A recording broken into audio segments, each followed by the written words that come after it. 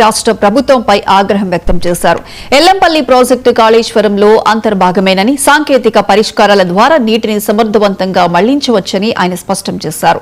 Kannepalli pump house సమీపంలో తాత్కాలికంగా coffer dam నిర్మిస్తే సులభంగా నీటిని లిఫ్ట్ చేసే అవకాశం ఉన్నా కాంగ్రెస్ ప్రభుత్వం నిర్లక్ష్యం వహిస్తోందని ఆరోపించారు. ముఖ్యమంత్రి రేవంత్ రెడ్డికి ముందస్తు ప్రణాళిక, ముందు చూపు లేకపోవడం వల్లే గోదావరి వరద నీరు వృధాగా సముద్రంలోకి పోతోందని విమర్శించారు.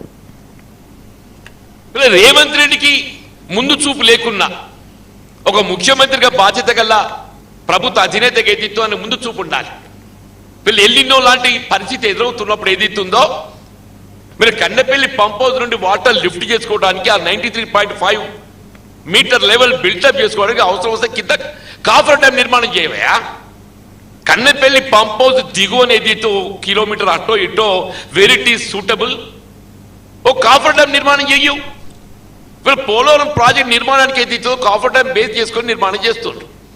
కాఫర్ డ్యామ్ నిర్మాణం కాస్తే it will not cost much, మీకు 100 కోట్లు కాదు. రేవంత్ రెడ్డి గారు ఏదైతుందో ఆయన ఫుట్బాల్ మ్యాచ్ షోక్ తీర్చుకోవడానికి కొరకు ఏదైతుందో సింగరేణి 100 కోట్లు ఖర్చు పెట్టిండే ఆయన మనమని తృప్తిపరచడానికి. అటువంటి 100 కోట్లు పెడితే ఇలా మొత్తం తెలంగాణ రాష్ట్ర రైతాంగాన్ని ఏదైతుందో సాగునీరే కాదు, త్రాగునీరు కానీ, పరిశ్రమకు అవసరాలు కానీ అన్నింటినీ మనం ఏదైతుందో వినియోగించుకున్నటువంటి అవకాశం వస్తుండేనే. ఏలూరు జిల్లా